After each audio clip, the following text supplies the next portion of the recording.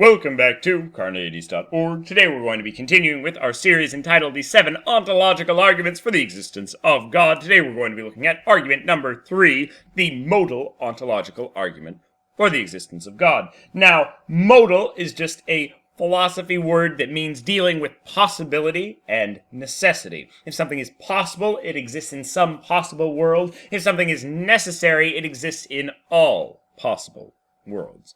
So, I offer the modal ontological argument as follows. It is possible that God exists. God is not contingent. Either it is not possible that he exists, or he exists necessarily. That's just what contingent means. Therefore, God exists. Let's take a look at the premises of this argument. But first, note that there's a lot of different versions of the modal ontological argument floating around out there, but they're all going to boil down to this version of the argument, as I'll show in some other videos.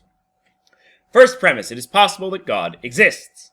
This is kind of the idea that there could be some world in which God exists, and asking, isn't it possible for you to conceive of or imagine God in some way? This is very similar to kind of that foot in the door that exists in the conceptual ontological argument for the existence of God. Can't you imagine a world where God does exist?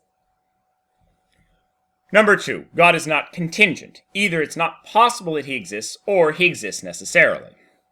Basically, this is saying God is the kind of thing that if he exists in all possible worlds. He's a thing that has all those great properties of omniscience, omnipotence, all that jazz, and so he would have necessary existence as one of his properties.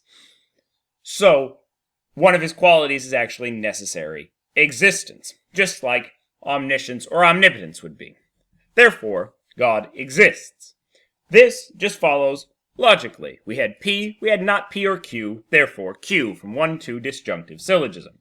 God is possible, either God is not possible, or God exists in all possible worlds, therefore God exists in all possible worlds. And as the actual world is a possible world, God must exist in the actual world as well.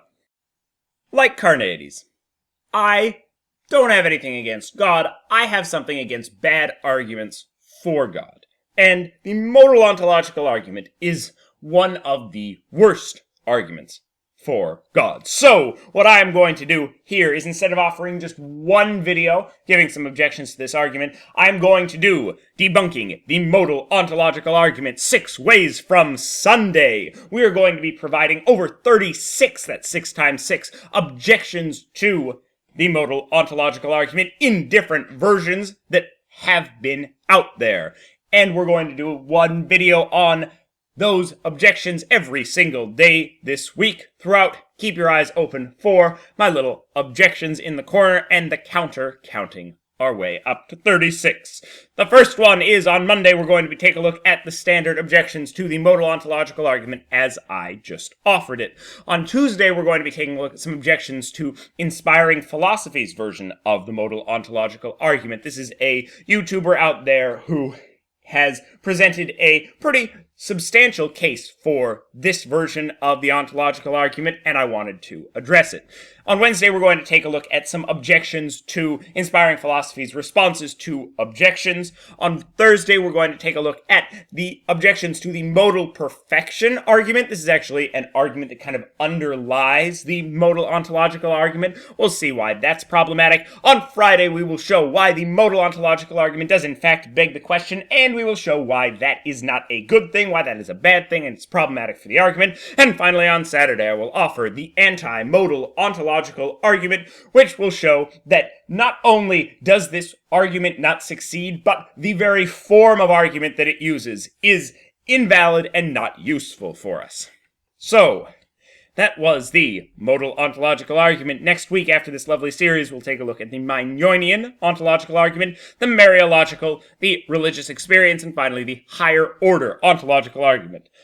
Watch this video and more at Carneades.org, and stay tuned for all 36 objections to the modal ontological argument every single day this week. Stay skeptical, everybody.